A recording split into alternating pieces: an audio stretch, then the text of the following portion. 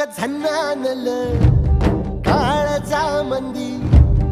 अन हत्ता मंदी हात आलं जी सैराट झालं